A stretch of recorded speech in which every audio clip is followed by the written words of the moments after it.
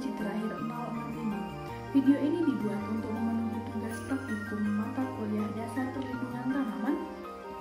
Pada video kali ini, saya akan menjelaskan sedikit mengenai gejala simptomatik.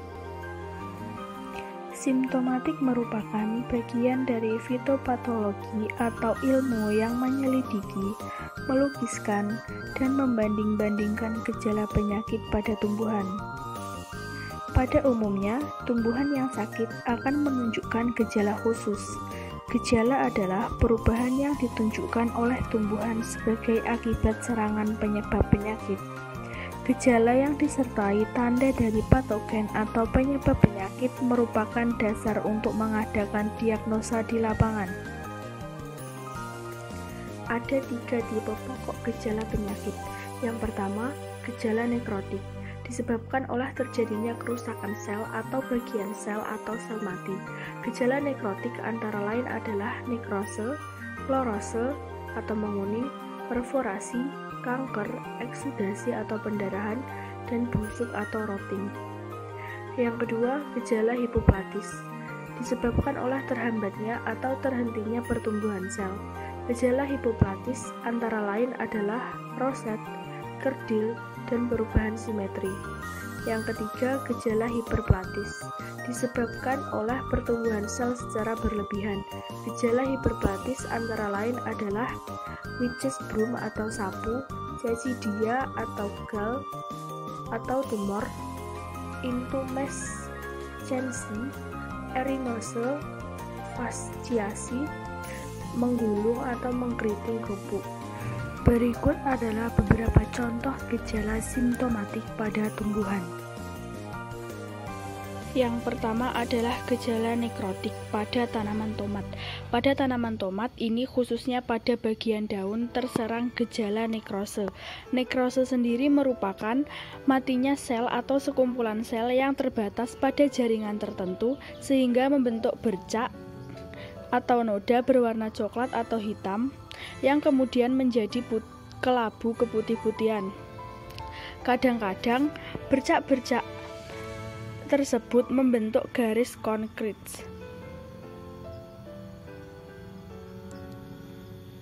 Penyebab bercak daun coklat atau bercak daun kering pada tomat adalah jamur Alternaria solani. Jamur ini menyerang daun, menimbulkan bercak, menyebabkan daun menguning layu kemudian mati. Gejalanya adalah timbul bercak bersudut atau bulat berwarna coklat sampai hitam, berdiameter bercak antara 2-4 mm. Bercak tersebut menjadi nekrosis bergaris lingkar sepusat. Jaringan nekrosis dikelilingi lingkaran berwarna kuning atau sel klorosis. Serangan parah menyebabkan bercak semakin besar, menyatu daun kemudian menguning, layu dan mati.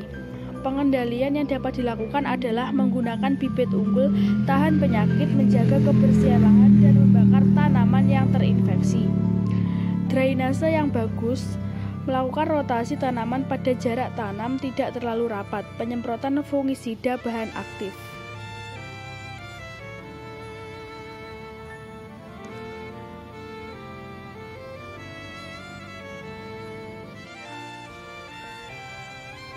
Selanjutnya adalah gejala nekrotik pada tanaman cabai.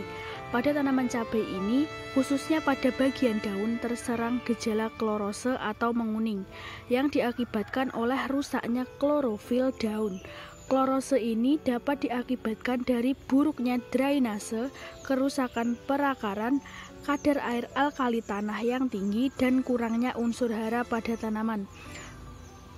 Klorose seringkali merupakan petunjuk terjadinya kekurangan hara atau serangan penyakit yang dialami oleh tumbuhan. Klorose juga merupakan gejala umum dari infeksi virus. Klorose pada tanaman yang terserang virus tampak berupa daun yang menguning secara seragam dan secara umum dapat berpola mozaik bersak, cincin, dan pola garis.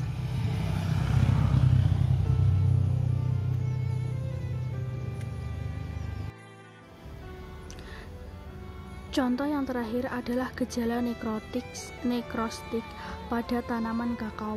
Pada tanaman coklat ini, khususnya pada bagian buah, terserang gejala busuk atau rotting yang disebabkan oleh berbagai patogen. Busuk buah ini biasanya banyak menyerang buah kakao yang masih kecil.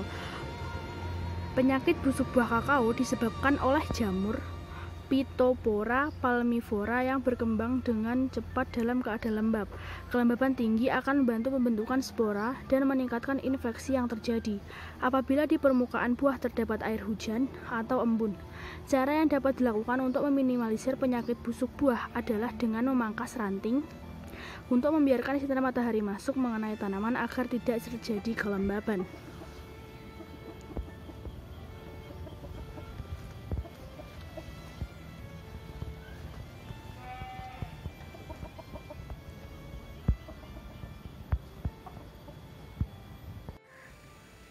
Sekian penjelasan saya mengenai gejala simptomatik. Apabila ada kekurangan dalam penyampaian di video kali ini, saya mohon maaf.